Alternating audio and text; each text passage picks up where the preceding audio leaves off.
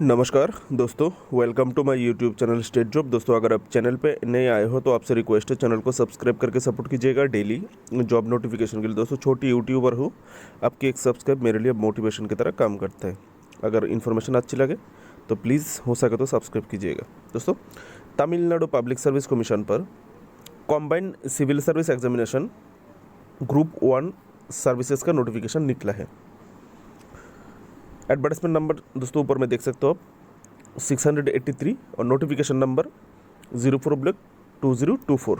ये notification number और advertisement number आपको चाहिए होगा जब आप ऑनलाइन अप्लाई करेंगे। दोस्तों, पहली शुरुआत में डेट दे दिया, इंपॉर्टेंट जो डेट्स है। नोटिफिकेशन डेट 28 मार्च 2024 यानी आज को निकला है। और ऑनलाइन अप्लाई का जो सबमिशन का लास्ट डेट है दोस्तों 27 अप्रैल 2024 रात की 11 बजे 59 तक, यानी रात की 12 बजे तक। ठीक है, 27 अप्रैल तक। 28 यानी आज से 28 नोटिफिकेशन निकला, मतलब अप्लाई स्टार्ट हो चुका है। दोस्तों, एप्लीकेशन जो करेक्शन विंडो ओपन होगा वो 2 मई 2024 से 4 मई 2024 आप लोगों को 3 दिन मिलेगा ऑनलाइन एप्लीकेशन फॉर्म करेक्शन के लिए। अगर कोई गलती हो जाता है आप लोगों को ऑनलाइन अप्लाई करते हुए तो आप करेक्शन कर सकते हैं ये 2 दिन में। दोस्तों, प्रीलिमिनरी एग्ज़ाम डेट दे दिया है यहाँ पे 13 जुलाई 2024 को प्रीलिमिनरी एग्ज़ाम होगा 9:30 से लेकर 12:30 में, यानी 12:30 PM पर। दोस्तों, मेन एग्ज़ाम का डेट आपको बाद में डिक्लेयर किया जाएगा प्रीलिमिनरी एग्ज़ाम के रिजल्ट के बाद। ठीक है, यहाँ पर देख सकते one time registration and online application. दोस्तों, आपको ऑनलाइन एप्लीकेशन करने से पहले वन टाइम रजिस्ट्रेशन करना होगा और वन टाइम रजिस्ट्रेशन का जो नंबर है वो आपको ऑनलाइन अप्लाई करते वक्त ये रजिस्ट्रेशन का नंबर आपको चाहिए होगा। ठीक है, ये दे दिए, आप लोग पढ़ के देख लीजिएगा। ये आपको ऑफिशियल वेबसाइट में ये देखिए दिया हुआ है www.tnpsc.gov अथवा www.tnpscexams.in। इस वेबसाइट में आपको जाके रजिस्टर करना होगा, वन टाइम रजिस्ट्रेशन। ठीक है, बाकी का डिटेल्स दोस्तों जितना है आप लोग देख लीजिएगा। ये नोटिफिकेशन बहुत बड़ा है, टोटल 62 पेज का है। पूरा तो मैं पढ़ नहीं पाऊँगा, पूरा पढ़ के बताऊँगा तो दोस्तों 3-4 घंटा लगेगा। आप लोग टाइम लेके अपनी अपनी पोस्ट के हिसाब से पढ़ लीजिएगा। मैं फ़िलहाल आपको पोस्ट डिटेल्स, एज लिमिट, जितना मेन जो है एग्ज़ाम पैटर्न, सिलेबस, वो मैं आप लोगों को दिखा दूंगा। दोस्तों, पोस्ट में देख सकते हैं आप, पहला जो पोस्ट है डिप्टी कलेक्टर का पोस्ट कोड। दोस्तों, पोस्ट कोड 1001 ठीक है दोस्तों, आप लोग ये पोस्ट कोड याद रखिएगा। आप लोग जब सिलेबस देखोगे उधर अपनी अपनी पोस्ट कोड के हिसाब से नीचे नोटिफिकेशन के नीचे सिलेबस दिया हुआ है। दोस्तों, पोस्ट का नाम नहीं लिखा होगा, वहाँ पर आपको पोस्ट कोड दिया जाएगा। पोस्ट कोड के हिसाब से सिलेबस दिया हुआ है, इसलिए किस पोस्ट का क्या कोड है आप याद रखिएगा। नीचे जाएंगे तो आपको उस पोस्ट कोड के हिसाब में आपको सिलेबस दिया हुआ है। मैंने देखा था नोटिफिकेशन एक बार, इसलिए मैंने आप लोगों को ये बात बोल दिया। वीडियो को पूरा देखिए, आप लोगों को मिल जाएगा। ठीक है, पहला post deputy collector 1001 post code Tamil Nadu civil service, total 16 vacancy. Caste wise vacancy यहाँ पर नहीं है, किस कास्ट के लिए कितना वैकेंसी ऐसा नहीं बोला है। ठीक है, ओपन कैटेगरी है। दोस्तों, सबको लेवल 22 का सैलरी मिलेगा। बहुत बड़ा सैलरी यहाँ पर मिलने वाला है आप लोगों को। तमिलनाडु गवर्नमेंट का जो लेवल 22 का सैलरी है वो आपको मिलेगा। दोस्तों, मेरे हिसाब से 77,000 का जो पे स्केल है, 77,000 से लेकर 2,25,000 का या फिर 2,02,5 का जो पे स्केल है वो आप लोगों को मिलने वाला है। सेकंड पोस्ट है दोस्तों deputy superintendent of police DSP, post code 1002 Tamil Nadu police service, total 23 post, महिला पुरुष। दोस्तों, सभी पोस्ट में महिला पुरुष अप्लाई कर सकते हैं। Assistant commissioner commercial taxes, post code 1003 Tamil Nadu commercial tax service, total 14 post. Deputy register cooperative societies, post code 1004 Tamil Nadu cooperative service, 21 post. Assistant director of rural development 1006 post code Tamil Nadu panchayat development service. Total 14 post. दोस्तों district employment officer post code 1007, Tamil Nadu general service 1 post. District officer fire and rescue service post code 1008, Tamil Nadu fire service total 1 post. यहाँ पर दोस्तों total 90 vacancy. आप लोगों को दोस्तों अभी आता हूँ एज लिमिट पे। दोस्तों ये देखिए एज लिमिट 1 जुलाई 2024 के अनुसार आपका एज काउंट किया जाएगा। यहाँ पर आप देख सकते हो दोस्तों जितना भी पोस्ट है इसका मिनिमम जो एज लिमिट है वो 21 है और मैक्सिमम यूआर जनरल कैंडिडेट के लिए, ठीक है, यूआर जनरल कैंडिडेट के लिए मैक्सिमम 34 ईयर सभी पोस्ट के लिए। सिर्फ एक पोस्ट में जिसके पास जैसे कि असिस्टेंट कमिश्नर कमर्शियल टैक्सेस में जिनके पास कैंडिडेट प्रोसेसिंग बीएल डिग्री, जिनके पास बीएल डिग्री होल्डर है और आप लोग assistant commissioner post commercial taxes के लिए अप्लाई करोगे तो आप लोगों को 35 साल मिलेगा अगर आप बीएल डिग्री होल्डर हो, ठीक है, यूआर जनरल कैटेगरी का। दोस्तों आप आते हैं एज रिलैक्सेशन को। ये देखिए एज रिलैक्सेशन, अगर दोस्तों आप MBC, DC, BC, OBC, BCM, SC, SCA, ST and destitute widows, यानी कुछ नहीं है जिसके पास, जो विधवा है उनके पास कुछ नहीं है, घर बार कुछ नहीं है, डेस्टिट्यूट मतलब सर्वशांत, कुछ नहीं है, एकदम खाली, ऑफ ऑल कम्युनिटीज़, ठीक है, सभी कम्युनिटीज़ का, जितना भी कम्युनिटीज़ यहाँ पर है सभी कम्युनिटीज़ का अगर डेस्टिट्यूट विडोज है जिनके पास कुछ नहीं है उनका जो एज लिमिट है दोस्तों डिप्टी कलेक्टर के लिए 39 year maximum, deputy superintendent police के लिए 39 ईयर मैक्सिमम, सभी पोस्ट के लिए 39 ईयर मैक्सिमम और प्रोसेसिंग बीएल डिग्री होल्डर को 40 ईयर मैक्सिमम, ठीक है। आप लोगों को एज रिलैक्सेशन उम्मीद करता हूँ आप लोग समझ गए होंगे आपका एज रिलैक्सेशन कैसे मिलेगा। 5 साल का एज रिलैक्सेशन सबको यहाँ पर दिया गया है कास्ट वाइज। दोस्तों आप डिस्कस करते हैं एजुकेशन क्वालिफिकेशन। दोस्तों डिप्टी कलेक्टर के लिए जो क्वालिफिकेशन चाहिए आपको कोई भी ग्रेजुएट होने से आप अप्लाई कर सकते हो। यहाँ पर इतना पढ़ने की ज़रूरत नहीं है। कोई भी स्टेट गवर्नमेंट, सेंट्रल गवर्नमेंट या फिर किसी भी इंस्टीट्यूट जो कि पार्लियामेंट ऑफ इंडिया के द्वारा सरकारी आइन कानून के अनुसार किसी भी जो यूनिवर्सिटी स्थापित गया है उसी यूनिवर्सिटी या फिर कॉलेज से आपको ग्रेजुएशन डिग्री लेना है, बस यही बोला गया है। दोस्तों डिप्टी सुपरिटेंडेंट ऑफ पुलिस के लिए सेम आपको डिग्री होना चाहिए। डिग्री आपको कोई भी डिग्री होने से आप अप्लाई कर सकते हो, लेकिन दोस्तों प्रिफरेंस मिलेगा जो यहाँ पर सेकंड ऑप्शन में दिया गया है। Other things being equal preference shall be given to the candidate who possesses national awards for physical efficiency. अगर आपके पास फिजिकल एफिशिएंसी में नेशनल अवार्ड है तो आपको थोड़ा प्रिफरेंस दिया जाएगा, एडवांटेज मिलेगा आपके एग्ज़ाम में, ठीक है, एग्ज़ाम आप रिक्रूटमेंट प्रोसेस की प्रक्रिया में। असिस्टेंट कमिश्नर कमर्शियल टैक्सेस के लिए यहाँ पर भी दोस्तों must be process any degree, कोई भी डिग्री होने से आपको चलेगा और जो कुछ एक्स्ट्रा क्वालिफिकेशन दिया जाएगा अगर ये सब क्वालिफिकेशन आपके पास होगा तो आपको एडवांटेज मिलेगा, प्रेफरेंस मिलेगा, यानी अग्राधिकार आपको दिया जाएगा, ठीक है। देखिए यहाँ पर बताया गया था फर्स्ट जो प्रेफरेंस दिया जाएगा वो है दोस्तों अगर आप 2 डिग्री है, मतलब बीकॉम डिग्री भी है और बीएल डिग्री भी है और साथ में डिप्लोमा इन टैक्सेशन लॉ, साथ में डिप्लोमा भी है, आपके पास बीकॉम भी है, बीएल डिग्री भी है और साथ में टैक्सेशन लॉ डिप्लोमा है, तो आपको फर्स्ट एडवांटेज मिलेगा। इस पोस्ट के लिए आपको पहला दावेदार माना जाएगा। उसके बाद जो सेकंड एडवांटेज दिया गया है दोस्तों, कैंडिडेट हु होल्ड्स बोथ, मतलब डिप्लोमा इन टैक्सेशन की ज़रूरत नहीं है। अगर आपके पास बीकॉम और बीएल डिग्री है तो आपको सेकंड प्रेफरेंस मिलेगा। पहले उन लोगों को तवज्जो दिया जाएगा, उसके बाद इनको। तीसरा ऑप्शन में है अगर आपके पास होल्ड्स इधर अगर आपके पास बीकॉम डिग्री अथवा बीएल डिग्री है और साथ में डिप्लोमा इन टैक्सेशन लॉ है, ठीक है।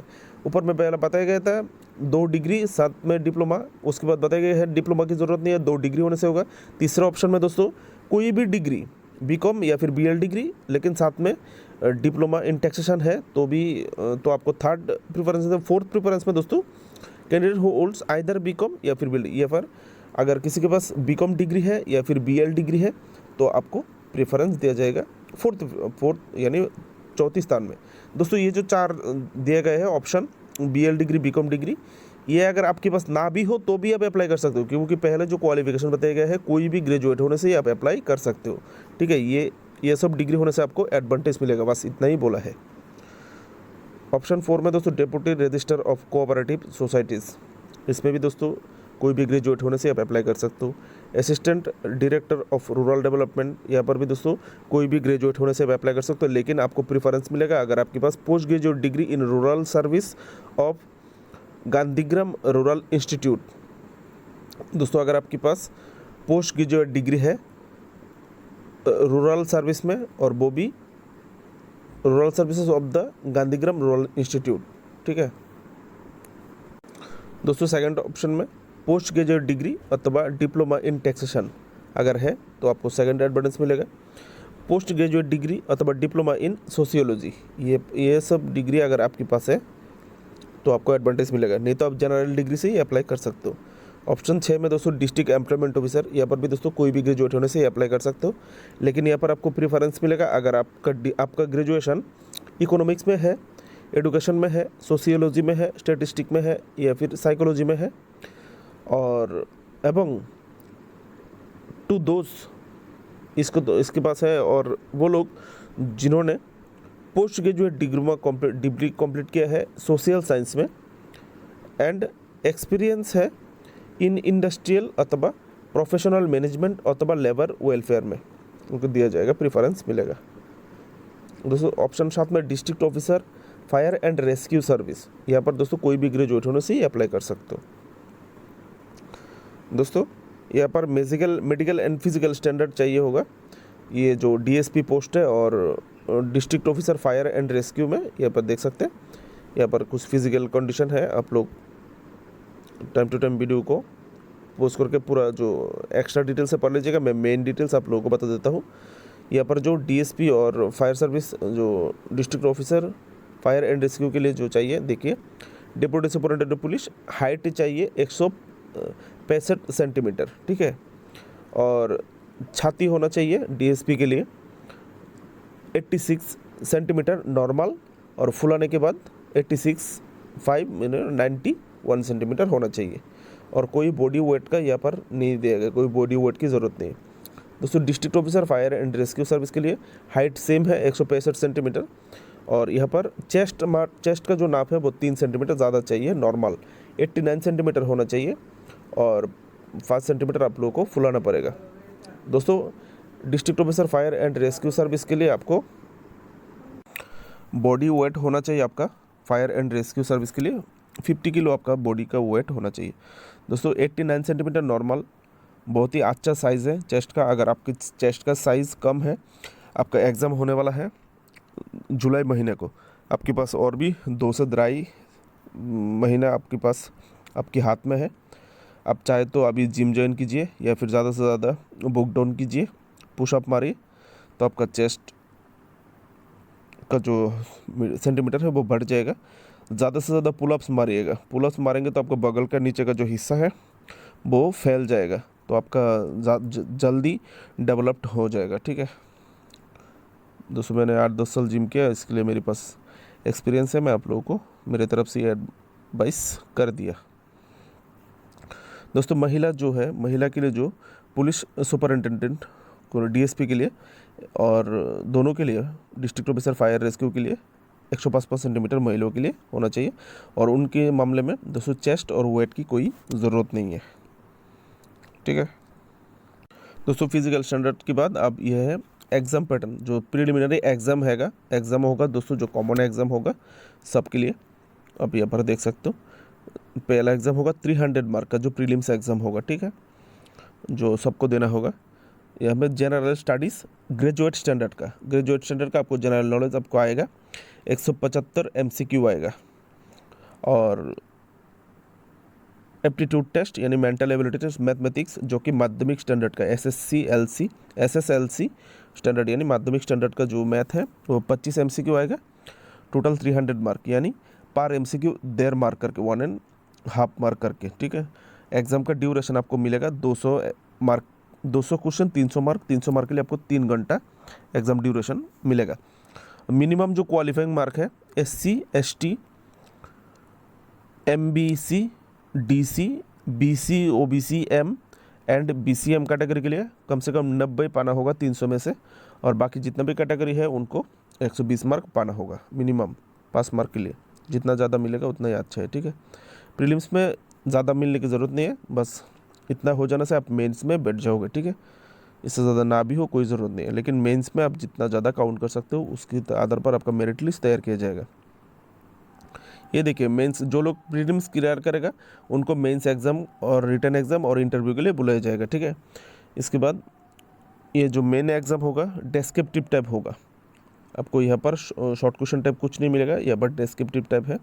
जो पेपर 1 है वो है तमिल एलिजिबिलिटी टेस्ट, यानी तमिल में आपका नॉलेज कितना है वो टेस्ट लिया जाएगा। 3 घंटा टाइम मिलेगा, 100 मार्क, ठीक है। और तमिल एलिजिबिलिटी टेस्ट जो 100 मार्क होगा, 100 मार्क से आपको 40 आपको पाना होगा। ये SC ST MBC BC जितना भी है उनको 40 बोला, अदर को भी 40 बोला, यानी आपको 40 आपको पाना होगा। और पेपर 2 जो कंपलसरी है general studies, paper 3 general studies, paper 4 ये भी जनरल स्टडीज़। 3 जनरल स्टडीज़ का पेपर है अलग अलग दोस्तों, 3 घंटा करके टाइम मिलेगा। और तीनों जनरल स्टडीज़ का पेपर 250 मार्क करके, 250 मार्क करके, ठीक है। और दोस्तों इंटरव्यू होगा 100 मार्क का। टोटल यहाँ पर इंटरव्यू को लेके और 4 पेपर को एक साथ में 850 मार्क का एग्ज़ाम आपका होगा, जिसके आधार पर आपका मेरिट लिस्ट तैयार किया जाएगा। ये बहुत ही इंपॉर्टेंट है आपके लिए। और यहाँ पर जो पास मार्क दिए गए हैं, ये जो पेपर 2, पेपर 3, पेपर 4 का आपको 255 पाना होगा। SC ST MBC DC OBC M and BCM candidate के लिए 255, और बाकी जितना भी कैटेगरी उन्होंने 340 मार्क पाना होगा। उम्मीद है दोस्तों आप लोगों को प्रीलिम्स एग्जाम पैटर्न और मेन एग्जाम पैटर्न, पास मार्क, क्वालिफाइड मार्क आप लोगों को मिल गया, कट ऑफ मार्क। तो सीए पर ऑफिशियल वेबसाइट में देख सकते हैं अब पेज नंबर 12 में हाउ टू अप्लाई ऑनलाइन, आप लोग को कैसे ऑनलाइन अप्लाई करना है, यहाँ पर कुछ इंस्ट्रक्शन आप लोगों के लिए दिए गए हैं, आप लोग देख सकते हो, देख लीजिएगा। ये जो वन टाइम रजिस्ट्रेशन है OTR, आपको वन टाइम रजिस्ट्रेशन कैसे करना है नहीं करना है यहाँ पर थोड़ा दिया हुआ है, आप लोग देख सकते हो, ठीक है। देख सकते हैं आप लोग कैसे क्या करना होगा, ये देख सकते हो, डेमोस्ट्रेशन के तौर पे यहाँ पर दिया हुआ है, आप लोग देख लीजिएगा। ये जो दोस्तों एग्ज़ाम पैटर्न होगा, एग्ज़ाम सेंटर, प्रिलिमिनरी एग्ज़ाम का जो एग्ज़ाम सेंटर होगा, वीडियो को पोस्ट करके ये एग्ज़ाम सेंटर आप लोग देख लीजिएगा, ठीक है। मैं एक एक करके बताना चाहूँगा, तो वीडियो का टाइम अभी ऑलरेडी वीडियो 18 मिनट का हो चुका है, इसलिए आप लोग ये एग्ज़ाम सेंटर वीडियो को पोस्ट करके देख लीजिए पढ़ के। दोस्तों एग्ज़ाम फ़ी में आता हूँ दोस्तों, ये जो एग्जामिनेशन फ़ी, ये देखिए प्रिलिमिनरी एग्जामिनेशन का जो फ़ी है वो 100 रुपया है दोस्तों। एग्ज़ाम फ़ी 100 रुपया, should be time to time submit the application requirement the claim दोस्तों। और मेन एग्ज़ाम का जो एग्ज़ाम फ़ी होगा वो 200 रुपया। मेन एग्ज़ाम का एप्लीकेशन फ़ी अभी नहीं लगा, अगर आप प्रीलिम्स में पास होकर मेन एग्ज़ाम के लिए क्वालिफाई होते हो तो आपका 200 रुपया आपको देना पड़ेगा, अगर आप फाइनल मेन एग्ज़ाम के लिए क्वालिफाई होते हो तो, ठीक है। देख लीजिएगा दोस्तों। अभी आता हूँ दोस्तों सिलेबस में। दोस्तों ये कुछ फॉर्म्स है जो आपको ऑनलाइन एप्लीकेशन करते वक्त आपको ये फॉर्म भरना पड़ेगा अलग अलग। ये देखिए सर्टिफिकेट ऑफ डिसेबिलिटी, अगर आप डिसेबल हो तो यहाँ पर देखिए in case the multiple disable, अगर एक से ज़्यादा डिसेबिलिटी है तो आपको ये फॉर्म भरना पड़ेगा। यहाँ पर दोस्तों जो डिसेबिलिटी है वो अगर आपकी नहीं है, किस तरह का अगर एक्स्ट्रा कोई डिसेबिलिटी है जो यहाँ पर फॉर्म पे नहीं है तो आपको ये फॉर्म भरना होगा, ठीक है। ये कुछ फॉर्म्स है वो आप देख लीजिएगा किसको कौन सा वाला फॉर्म भरना पड़ेगा। Certificate for having studied in Tamil medium, अगर आपने तमिल मीडियम से पढ़ाई किया है तो आपको ये फॉर्म भरना होगा, ठीक है। देख लीजिएगा। ये देखिए ये है दोस्तों जो combined civil service examination group one का जो प्रीलिमिनरी सिलेबस, प्रीलिमिनरी एग्जाम जो होगा दोस्तों, जनरल स्टडीज़ डिग्री स्टैंडर्ड का, टॉपिक वाइज ऑब्जेक्टिव टाइप आप देख सकते हो, सब्जेक्ट कोड 003, ठीक है दोस्तों। यूनिट यहाँ पर जो है प्रीलिमिनरी एग्जाम, तो दोस्तों प्रीलिमिनरी जो एग्ज़ाम होगा वो कॉम्बाइंड प्रीलिमिनरी एग्जाम होगा सबके लिए। यूनिट 1 में जनरल साइंस, आप वीडियो को पोस्ट करके ये साइंस का क्या क्या पढ़ना होगा आप पढ़ लीजिएगा, ठीक है। मैं इतना पढ़ के बताना चाहूँगा तो बहुत देर हो जाएगा। यूनिट 2 में करंट इवेंट्स यानी करंट अफेयर्स, क्या क्या करंट अफेयर्स में आपको किस किस विषय पे ध्यान देना है आप लोग देख लीजिएगा। यूनिट 3 में जियोग्राफी ऑफ इंडिया, अब जियोग्राफी ऑफ इंडिया से देख लीजिएगा आपको क्या क्या पढ़ना है पढ़ लीजिएगा। और यूनिट 4 में history and culture of India, ठीक है, ये आप देख लीजिएगा क्या क्या आप लोगों को ऐसे पर Indus valley civilization, Gupta period, Delhi sultan, Mughal, Marathas, age of Vijayanagarams and Brahman kingdoms, south Indian history देख लीजिएगा, ठीक है। यहाँ पर यूनिट 5 में है इंडियन पॉलिटी। अब देखिए इंडियन पॉलिटी से आपको किस किस विषय को आपको पढ़ना होगा, पढ़ लीजिएगा। 6 नंबर ऑप्शन में इंडियन इकोनॉमी, भारत का अर्थव्यवस्था से देखिएगा क्या क्या आपको पढ़ना होगा। यूनिट 7 में Indian national movement, Indian national movement किसका रोल, किसको देखिए। NSS leader B R Ambedkar, Bhagat Singh, भारतीय BO चिदम्बरम, जवाहरलाल नेहरू, कामराजर, महात्मा गांधी, मौलाना अबुल कलाम आज़ाद, तांतलाई। दोस्तों ये सब जो व्यक्तित्व है जिन्होंने फ्रीडम मूवमेंट में, नेशनल मूवमेंट ने अपना योगदान दिया है हमारे देश को आज़ादी मिलने से, उनको आपको ज़्यादा अच्छे से पढ़ाई करना है। यूनिट 8 में दोस्तों history, culture, heritage and socio political movement in Tamil Nadu, ये दोस्तों जो पार्ट है इसमें आप लोग ज़्यादा ध्यान दीजिएगा, क्योंकि स्टेट का जो एग्ज़ाम होते हैं इसमें इससे क्वेश्चन थोड़ा फोकस करते हैं, ठीक है। तो यहाँ से मार्क्स ज़्यादा आता है, आप अच्छे से पढ़ाई करेंगे तो मार्क्स आ जाएगा। यूनिट 9 में development and administration in Tamil Nadu, यह है, देख सकते हैं। और यूनिट 10 में एप्टीट्यूड एंड मेंटल एबिलिटी यानी मैथमेटिक्स, आपको मैथमेटिक्स में क्या है, simplification, percentage, highest common factor HCF, lowest common factor यानी LCM आपको पाना होगा। Ratio and proportion, simple interest, compound interest, area, volume, time and works आपको पढ़ना है। Logical reasoning, puzzle, dice, visual reasoning, alpha numeric reasoning, number series, ये सब आपको पढ़ना होगा। ये गया आपको प्रीलिम्स का एग्ज़ाम जो सिलेबस है मैं आप लोगों को यहाँ पर दिखा दिया।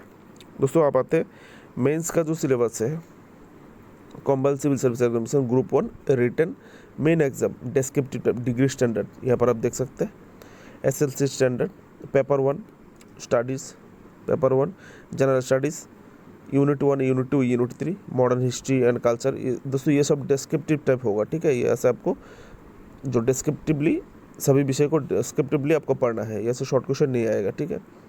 यूनिट 2 में social issue in India and Tamil Nadu. Unit 3 में एथिक्स एंड इंटीग्रिटी।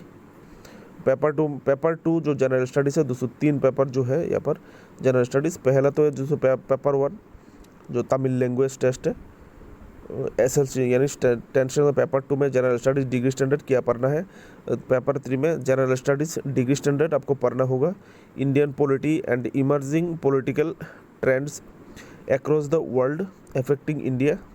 दोस्तों यहाँ से 250 मार्क का एग्जाम करके, ठीक है। पेपर 2 में 250, पेपर 3 में 250, पेपर 4 में 250 का एग्ज़ाम।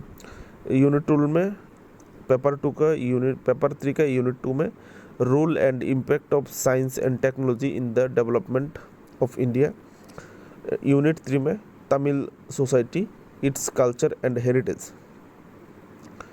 पेपर 4 में जनरल स्टडीज़ डिग्री स्टैंडर्ड, जिसमें unit 1 general geography and geography of India with special reference to Tamil Nadu. Tamil Nadu के ऊपर आपको ध्यान देना होगा। जियोग्राफी ऑफ इंडिया के साथ साथ जियोग्राफी ऑफ तमिलनाडु में ज़्यादा ध्यान दीजिएगा, वहाँ से मार्क आपको ज़्यादा मिलेगा। खास करके सोयल फॉरेस्ट जो है, सोयल फॉरेस्ट किस तरह के सोयल है फॉरेस्ट है, इस सब में आप लोगों को ध्यान देना है थोड़ा। फॉरेस्ट, रिवर्स इसमें। दोस्तों यूनिट 2 में environment, biodiversity and disaster management. Unit 3 में economy, Indian economy, current economic trends and impact of global on India. ये है आपका जो मेंस का सिलेबस है, ठीक है। Paper 1, paper 2, paper 3, paper 4 descriptive type होगा। तमिल लैंग्वेज टेस्ट होगा 100 मार्क का, बाकी सब 250 मार्क करके जनरल स्टडीज़। दोस्तों अभी नीचे शायद ये जो पेपर 1 का जो तमिल लैंग्वेज है, ये तमिल लैंग्वेज में आपको क्या क्या पढ़ना होगा शायद यहाँ पर दिया हुआ है। मुझे तो तमिल पढ़ना नहीं आता दोस्तों, मैं तमिलनाडु से नहीं हूँ, माफ़ कीजिएगा। आप लोग कृपया पढ़ लीजिएगा यहाँ पर क्या क्या है नहीं है। मैं वीडियो को धीरे धीरे ऊपर की तरफ कर रहा हूँ, वीडियो को पोस्ट करके आप लोग देख लीजिएगा, ठीक है। आप लोग ऐसे पढ़ के थोड़ा देख लीजिएगा क्या है क्या नहीं है, ठीक है। ये जो आपने पढ़ा था पेपर 2 में जो आपने दिया गया था modern history of India and Indian culture, वहाँ से आपको क्या पढ़ना है ये दिया गया है। यह है डिस्क्रिप्टिव, वहाँ पे तो शॉर्ट में बता दिया आपको क्या क्या पढ़ना होगा पेपर 2 में, जो यूनिट 1, यूनिट 2, यूनिट 3। ये देखिए पेपर 2 का यूनिट 2 जनरल स्टडीज़ थे, यूनिट 1 में आपको क्या क्या पढ़ना होगा यहाँ पर दिया हुआ है, और यूनिट 2 से आपको social issue and India and Tamil Nadu, आपको यहाँ से क्या क्या पढ़ना होगा देख सकते हैं। ठीक है, ये देखिए पेपर 2 की यूनिट 3 से आपको क्या क्या पढ़ना होगा यहाँ पर दिया हुआ है। दोस्तों आपको ऐसा करके सब कुछ आपको यहाँ पर मिल जाएगा। ये देखिए पेपर 3 का सिलेबस है दोस्तों, यूनिट 1 का Indian polity, emerging political trends across the world affecting India पढ़ना है। यह से आपको क्या क्या पढ़ना होगा, ठीक है, देख लीजिएगा। आप लोग वीडियो को पॉज करके भी देख सकते हो, और इसका लिंक से भी आप ओपन करके देख सकते हो। दोस्तों अब है यूनिट 2 से आपको देखिए, आप देख सकते हो rule and impact of science and the technology in the development of India, देख सकते हैं आप यहाँ से। ठीक है, क्या क्या पढ़ना होगा आप पॉज करके भी देख सकते हो वीडियो को। अगर आप नोटिफिकेशन मोड ढूंढने में प्रॉब्लम होता है, इसलिए दोस्तों मैं आप लोगों को यहाँ से थोड़ा वीडियो को धीरे धीरे स्किप कर रहा हूँ, ताकि आप लोग यहाँ से भी चाहे तो देख सकते हो, इसलिए मैंने धीरे धीरे स्किप कर रहा हूँ। ठीक है, ताकि आप लोग यहीं से वीडियो को पॉज करके देख सको। देखिए अब आया दोस्तों unit 4 general studies graduate standard. आपको unit 1 general geography and geography of India with special reference to Tamil Nadu, यह से आपको क्या क्या पढ़ना होगा देख सकते हैं। ये पेपर 4 का जनरल स्टडीज़ क्या क्या पढ़ना होगा पेपर 4 के लिए। ठीक है, यूनिट 2 से आपको पढ़ना होगा environment, biodiversity and disaster management से आपको क्या क्या पढ़ना होगा, ये देखिए क्या विषय आपको पढ़ना होगा पर दिया हुआ है। और यह है unit 3 Indian economy, current economic trends and impact of global economy of India, यह से आपको क्या पढ़ना होगा आप यहाँ पर देख सकते हो। मैं वीडियो को धीरे धीरे ऊपर की तरफ ले रहा हूँ, आप लोग देख लीजिएगा। ठीक है,